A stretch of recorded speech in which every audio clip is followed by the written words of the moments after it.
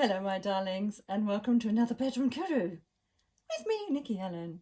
How are you all doing? Sorry if you're seeing my intro video silent. It's because there's been a copyright issue. It's just not even worth going into. So you're going to see a silent intro video until the music's sorted out. Nightmare.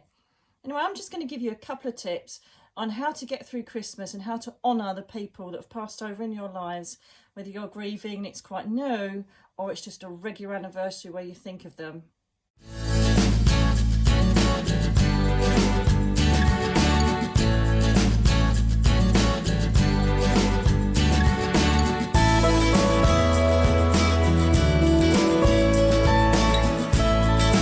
Turn the spotlight on our studio audience as we hand over to our psychic medium, Nicky Allen.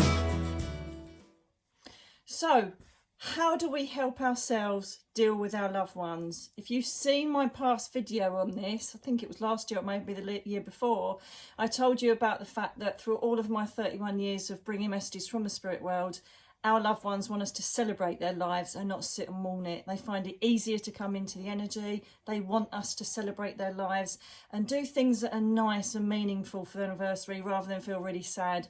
Of course, if you've just recently lost a loved one, this video isn't for you. This is when you've accepted their passing, or perhaps you're getting close to accepting their passing and you want to honour them at this special time of year. Now, if you look to my side of my ear at my lovely Christmas tree, I don't know if you can see it on the video, but you will see an angel with a heart. This was made lovingly by someone that used to come to my shows and my workshops many, many moons ago.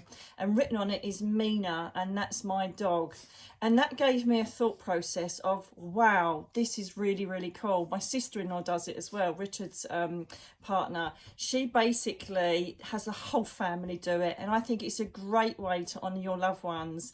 Now, if you look just across from that, if you can see it, you can see my mummy smiling away, okay? And if you look up here, there's my daddy looking at me. Mum and dad's wedding photo. Don't I look like my dad? Do you think?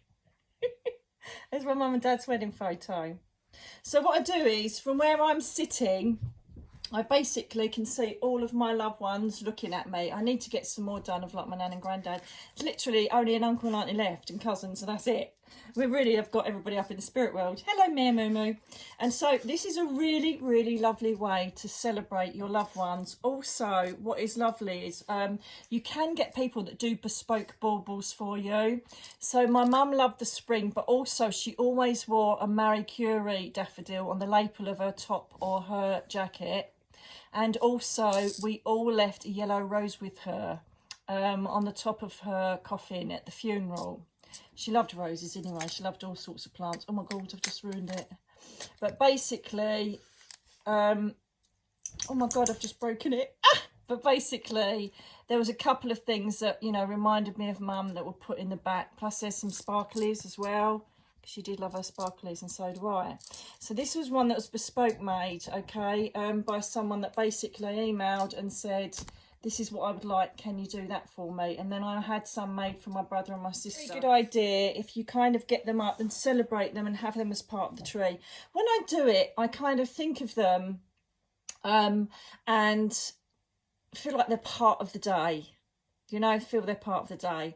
Also, another thing I do, and I'm not saying start collecting every single card, but if you just look at this photo now,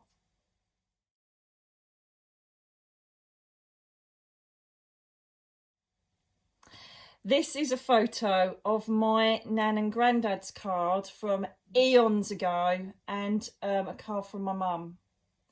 And I'm really so pleased that I'm such a hoarder when it comes to sentimental things. I'm a nightmare for it. I'm so sentimental, it's a joke, right? I keep everything. I'm not that bad though. You know, I'm not exactly like hoarding as in I could get a TV series out of it, but I'm very sentimental. I keep most of my cards. And another good recycling tip is that all the cards I get from like friends and neighbours and that kind of thing, I keep them and then I cut them up with craft scissors to make gift tags for presents. Just a little Christmas tip there as well. So the cards, yeah. So what I've done is I've got, obviously, you know, my mum's cards and my nan and granddad's. I've got their handwriting in, and I always put them out every single year. And it's almost like I go, thank you for my card, and I'm almost connecting with them and talking to them and honouring them and having them again present in the room. And I've also got other cards from other people that have passed over around, again, reminding me of them. So it's just including them in Christmas time. Also, in a few days' time, I'll be wearing, I haven't got that on today, I've got my, this is lovely, this is look, Moonstone, Labradorite, and I can't think of the other one. What's the other one I've got on there? Can't see it from here. Oh, I don't know. Anyway, it's nice. So I will be putting on my mum's locket, and I got it from my sister as well, my sister-in-law, and basically it's a really beautiful locket. And what I did is I got some hair from my mum, and I've just got tiny bits of hair just in the back of the locket. And I wear that every Christmas as well, because my mum, she used to love Christmas, you know, but the last few years weren't great. But when it was, you know, in our older days, when my mum's partner used to play the keyboards, we used to have parties every Christmas. It was just really good fun. So I like to honour her that way as well. So think about these sort of things as well. It's not about being maudlin and dragging up all your dead people for Christmas. Do you know what I mean? But they are going to be on our minds. You can't get away from that. They are going to be on our minds and in our thoughts. So these are just lovely ways of honouring them. You know, some people, I used to do it, but I don't do it as much now because I don't want to bring the kids down, you know. But, you know, even just putting a glass of wine out for them or whatever. I always ordinarily, though, will have a glass of wine Christmas Eve or something and just go, cheers, mum, you know, and acknowledge that. But these are just a couple of things. I just look at them and I think, oh, bless. And I remember, you know, when I got that from my nan, that was bloody years ago, must be about 20 years ago. And it's just lovely to have those memories. So think about, and as I said just a minute ago, don't start bloody collecting well, you don't have to, you can if you want, but don't start collecting every single card from your family in case they die. Do you know what I mean? All I'm saying is just one particular card you think, oh my God, I really love that card, then just keep it, you know, because it will be more valuable than anything later on, you know, when they have passed and you've got that card, one of your most favourite cards that you've sent, they've sent you, that you can put up with their handwriting, their energy on it. I just think it's a really nice thing to do. Try and celebrate them as much as you can. Try and be as happy and positive as you can, because you may get signs from them. I've just had nothing but signs. Last 2 weeks has been off the scale. One is 111, but I think that's angel stuff. And if a lot of you know, my mum's sign is a bee, the totem is a bee, right? And I'm not joking you. I'll show you a picture. I'll put it on now.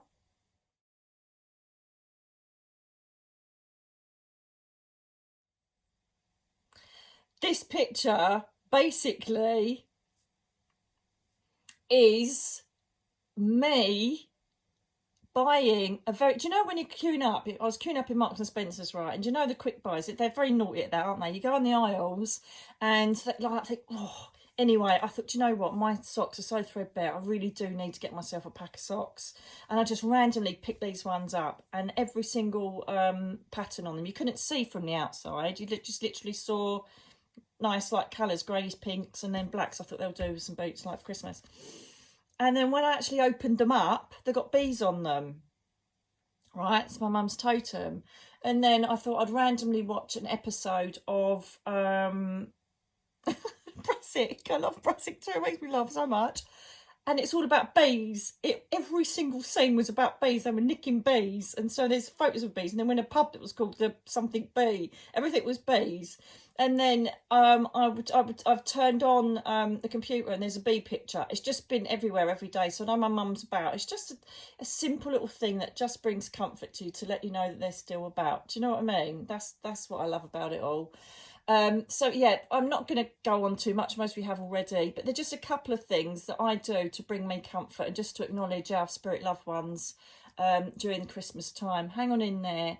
As I say, celebrate their lives, try and be as positive as you can. And if you are grieving and it's very fresh, then obviously I just wish you so much strength. So sweet, you have to go endure this during this happy time of year.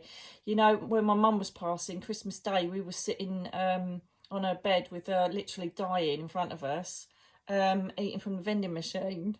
Do you know what I mean? So our Christmases are pretty shit. So I could either choose to go, oh my God, that's what happened, or make a laugh of it.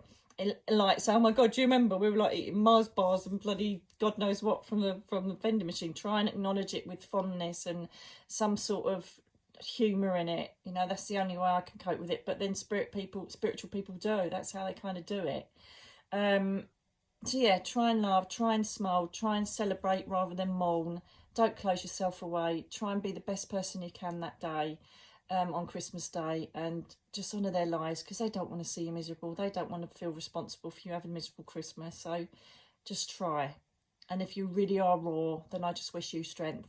Anyway, guys, have a great Christmas. I'm going to mostly do some more Christmas talking because I can, and I love it, and I can talk for England. But so take care, darlings. I wish you the most peaceful, abundant and great Christmas that you can. Be kind to yourselves and pace yourselves, my little chronic illness people. And I'll speak to you again very soon. Lots of love. Bye now.